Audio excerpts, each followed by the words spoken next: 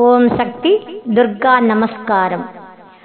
नमस्ते शरण्ये शिवे सानुगंबे, नमस्ते जगद्व्यापिके विश्वरूपे, नमस्ते जगद्वन्द्य पादारविन्दे, नमस्ते जगत्तारिणी त्राहि दुर्गे, नमस्ते जगत्सिन्ध्य मानसरूपे, नमस्ते महायोगिनी ज्ञानरूपे, नमस्ते नमस्ते सदानन्दरूपे, नमस्ते जगत्तारिणी त्राहि दुर्गे। अनाथस्य दीनस्य कृष्णादुरस्य, भयार्तस्य वीरस्य भक्तस्य जन्तो, त्वमेका कदिर्देवी निस्तारकर्त्री, नमस्ते जगत्तारिणी त्राहि दुर्गे।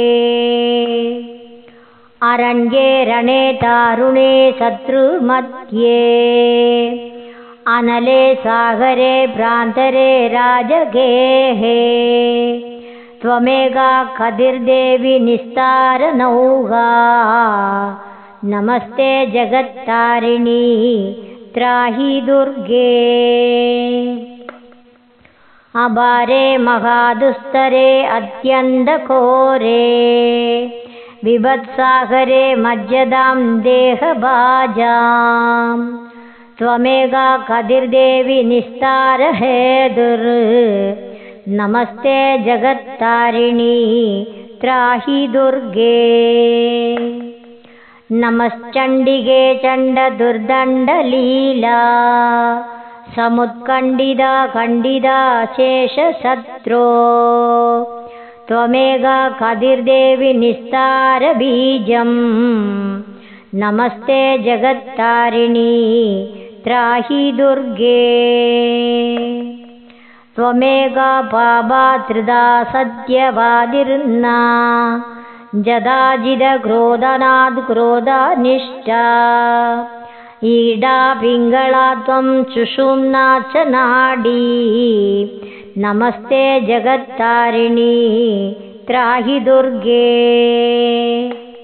नमो देवी दुर्गे शिवे भीमनादे, सरस्वत्यरुत्तन्दमोघस्वरूपे, विभूति शशि कालरात्रि सदी त्वं, नमस्ते जगत्तारिणी त्राहि दुर्गे।